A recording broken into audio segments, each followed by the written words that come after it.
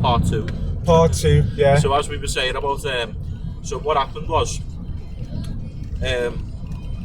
it's like kind of like the Floyd Mayweather fight, you know, when he fought Conor McGregor. Yeah. And he went to 50-0, 50 wins, no losses. Okay. It's whether Jon Jones wants to risk his professional record, because imagine being unbeaten for ages and you get beat on your last fight. Yeah. It would kind of like stain your legacy. By someone so young, because he's had his day, hasn't he, Jon Jones? I would say it's basically like the changing of the guard. Yeah, definitely. So it's like, you know, I'd love to see it happen, but it's whether or not Jon Jones wants to risk it. But he's more than capable, because he took out the number one guy, Cyril Gane. Just like that. And what was the age Tapped difference? Him out in round one. What was the age difference? I'm really not sure. If I had to guess, about 5 years. Okay. Yeah, so you can't count Jon Jones out, to be honest. Yeah, because so many people go, I didn't really know about him until a few years ago, but he just seems like, unbelievable, like next level. So he's coming off a win against people who regard the greatest heavyweight of all time, Stipe Miocic. Okay. He's coming off that. Is he? Yeah. I feel like, you know, it'll be a really good fight to see Tom Aspinall and Jon Jones fight. Okay. So these are different weight categories than Conor. This is heavy. What's Conor? Conor McGregor was a featherweight and lightweight. A featherweight. So he was 145 and 155. And what are they? Aspinall. Sorry? What's Jon Jones? Aspinall and Jon Aspinall. Jones are heavyweight now. What would that be? 175? No, it's 265 for heavyweight. Wow, that's a big difference. Yeah. Wow. It's anywhere in between like 240 to 265. Okay, I think. So that's pounds then, yeah? Yeah. Okay, that's a big. I didn't realise that. So Conor's floating around 145, 160, and the heavyweights are 245. Yeah. Yeah, 265. Wow, so that's around totally. What it goes from lightweight to welterweight, which is 170. Okay. And then middleweight, which is 185, and then light heavyweight's 205 pounds, and then anything other than that's heavyweight. Okay. Well, it's interesting. So do you remember Anderson Silva? I do, yeah. And George Pierre, because I can remember all of these from back in the day, but all the new ones on the block, I'm just not up to date. So currently, who's the best? Because he's not, he's retired, hasn't he, Jon Jones? So who's the best now? Well, probably Islam Makhachev. Do you know Khabib? Yeah, Khabib. It's his training partner. Okay. He's won the one who beat Conor. Yeah. No, he didn't beat Conor. Khabib did, yeah. Yeah, Khabib did, yeah. Makhachev is widely considered to be the best because he's got more title defences than anyone else in his division, lightweight. But he's moving up to welterweight soon. Okay. So that could be very interesting. And currently the vacant lightweight belt's going to be Oliveira versus Topuria. Ilia Topuria. It's really good, to be fair. Okay, One thing I really like about UFC at the minute is that we're in Liverpool, aren't we? And Paddy the Baddy's making waves. Yeah. You know, competing in front of the president and that. Yeah. And Molly McCann too. Yeah, like, she's smashing. It's really putting our city on the map. It's like the next Beatles thing, you know. Yeah, big time. If Paddy was to win a belt, there'd be a lot of eyes in the UK. Yeah. And then that means as well for people who are into MMA, you could, you know, you'll get more eyes on you. Yeah. You know, it's like, you know, anyone who trains MMA will tell you that, like, you know, I don't train MMA, but I know a lot of people who do, and it's very difficult to get noticed and to get up there in the ranks and go pro. Yeah, you can't just walk into a gym and go, I'm the next Conor McGregor. You've got to train. You've got to put the work in. Serious fight IQ. You've got to have like the talent to be on that level. And you've got to have the gift of the gab helps as well. Yeah, because there's all types of different MMA divisions. UFC's top of the tree, you know, standard, like, you know, professional. And then you've got like the likes of Cage Warriors where it's emerging talent. And then you've got like your backyard fights and that. It's a whole like tree of MMA. And to get to the top, you really need to be on that type of level. Have that edge. It's super interesting. See, just you mentioned you play an instrument. I don't really play an instrument, but I'm a music producer. So, in what context do you produce music? It's like beat making and that, like, you know, go on a computer and that. Okay, so do you do it for a certain audience? What genre? It's rap, mostly. Okay. Mostly rap and that. It's just like a bit of like a gospel rap as well, to believe in God and stuff. Do you? Well, do you know what? There's a guy who, his name's Ollie, got a YouTube channel, and he does, I picked him up one time, and he was super, he was only 18, how old are you? Yeah, I am 22. Okay, he was 18, and he was basically, he was with his mum in the back, and he used to be a ragamuffin basically up to all kinds, But anyway, I forgot what it was why he found Jesus, but basically he's just got that spark in his eye and he's on a mission to get more people on board with Jesus. And his expression, well, not expression, but his way to do it is gospel rap. But check him out on YouTube. It's called Ollie. If I don't know, maybe we put like Ollie gospel rap. He's, definitely. He's a Polish guy, so he'll probably. But it's powerful, the energy and the spark what he's got to just spread the love of Jesus. And to correlate as well to UFC, go on. To correlate as well to UFC, a lot of fighters will shout out God after they've won a fight. Okay. Because obviously it's keeping them going. Okay. Same with Jon Jones after his last fight.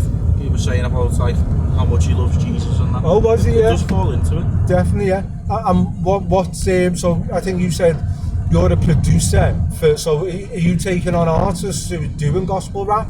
Yeah, I mean, I could, easily, 100%. But before, what happened was, I ran a record label, mate, from 2020 to this year. Okay. But I ended up sidelining it because, it wasn't really getting too much traction. Okay. I didn't want to let anyone else down. Okay. But, I'm always open to work with people. Like, my Spotify page is Aussie Ozy. The Instagram's Aussie456 with an underscore. Okay. I'm always willing to work with people, and I've got a few artists there who would love to work with people too. Okay, similar to Ollie, Aussie, very similar. Yeah. So your main platforms is what you've just said.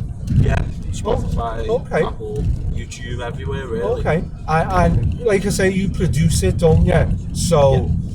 In what can you elaborate a little bit more in like how you produce someone if they want to do gospel rap? Yeah, so what we do is we'd talk to them and we'd say like there's type of vision that you want, and then I work with a few producers who might be able to like help, and if it's like me and two other producers put our minds together and make a beat. Okay. So we've got all the rights to it then, so we've made it ourselves. Oh, okay. Get someone in for vocals, it'd be great. Okay, and have you got a studio and a team you can work with? We did have a studio, yeah. Okay. But we lost it because the rent was going a bit too high. Okay. We did have one, but you can hire. There's things in discussion currently. Yeah. So see, for example, if an artist because it can be expensive if you've got to pay monthly for a studio, but there's loads. I've seen one on Rodney Street. They do studios for a day, or not even a day. Studios and things like there's that, one on by Everton's ground. So there's always options, isn't there? If someone wants to produce something on it, which helps you rather than a commitment monthly, you can do a one-off. Do some. I could do sessions okay, of course, but I'd need a laptop. Right now I'm working on a desktop computer, so I need to buy myself a laptop. Okay. To be able to go to studios. Okay. Do that. Well, you can. Excuse me.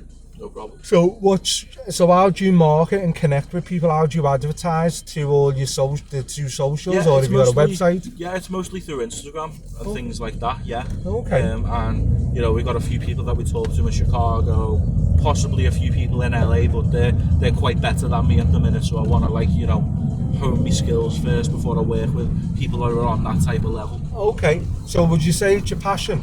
Yeah, of course. Yeah. So can I test MMA? Music, pretty much all I need that. Can I test how much of a passion it is?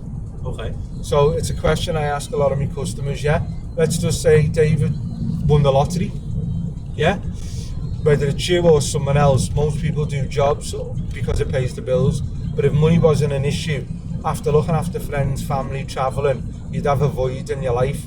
What would you do to fill the void? Continue? With the money? Well, just with your time.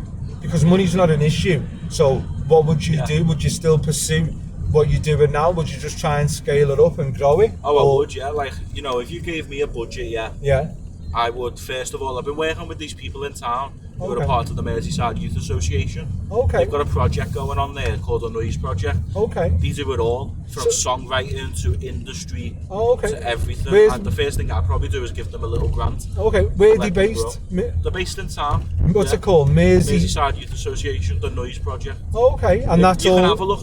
I'll check them out online. Yeah, I think it's mostly for 18 to 24 years old. Okay, well that's a perfect age group, But the Instagram is MYA Noise 1. Okay. So I think it'd be really good to check it out. The guy who does it, he's got his own pages as well. He makes jazz music. It's called Paddy. It's really good, and the stuff that he's doing now to make people get on that type of level, it's he's a really genuine guy for it. And where's he based again? In Liverpool, in town, just on Hanover Street. Oh, is it? Yeah, no, it sounds good. I love the energy of it, especially for that age group. So is it all to do with music? Yeah. Oh, yeah. okay. It's all songwriting. Okay. It covers it all. You can even use it as a little studio session. Oh, can you? Yeah. Yeah, like honestly, the guy who runs it, he's really good, cool. He's called Joe. Okay. And like, you know, the things he's doing for artists. Okay. Like, it's really good. How old's he? Joe? I wouldn't want to, probably like his 30s. Okay, yeah, I'm just curious. But no, thanks for mentioning that. And don't quote me on that if you're watching the show. But yeah. Probably 20 years on him there. But no, that's brilliant. I've never heard of it. And they're the type of projects I like to find more and more about. Yeah, thanks for having me on. Yeah, no, because like I say, it's only new. And I'm still in the beta phase and I'm still growing it. If you send me a link in a minute, no, I'll definitely share it for definitely, I'll show you like when we get out. But as it grows, it's good because I like to connect with just everyday people. We've all got value, something to offer, something to contribute. Yeah. And instead of, it's not always about the big dogs, the influencers, the ones with tons of followers. We can all contribute in our own way. I'm telling you, like, this is the thing. Yeah. We're the new generation. Yeah. This is the jobs that we're going to try and fall into. You know, I don't expect to make anything out of the music, but at least I'm doing it. At least I'm doing something that makes me happy. No, 1,000,000%. And I think people connect with different people, and as long like you'll have certain skills and knowledge to do with music more than me. And I think if you had a website, I know you've got your Insta, like I promote websites because I just think they look professional. You can organise. So right now, if you had something like theproducermusic.com and people go on it, they see all your work. Sounds like a good idea, though. You see your portfolio. We get to have an official website. Yeah, because I think it's a social proof, isn't it? And it helps you become more of an authority when you package and organise your knowledge. Yeah. So that's why, of course, simultaneously we use socials, but I just think having a website just gives you that edge. But just definitely food for thought. Thanks, I put you on the spot, D, and you just agreed to it, and I've loved the conversation. Is there anything you want to say before we bring it to the close? Yeah, first of all, thank you. Probably the most entertaining taxi I've ever had in my life. No, thanks. And yeah, thanks for having me on. Yeah. I hope that it goes far. Yeah, no, and I look forward to checking out them links and your socials, what you said as well. But thanks for that, D, yeah? No worries.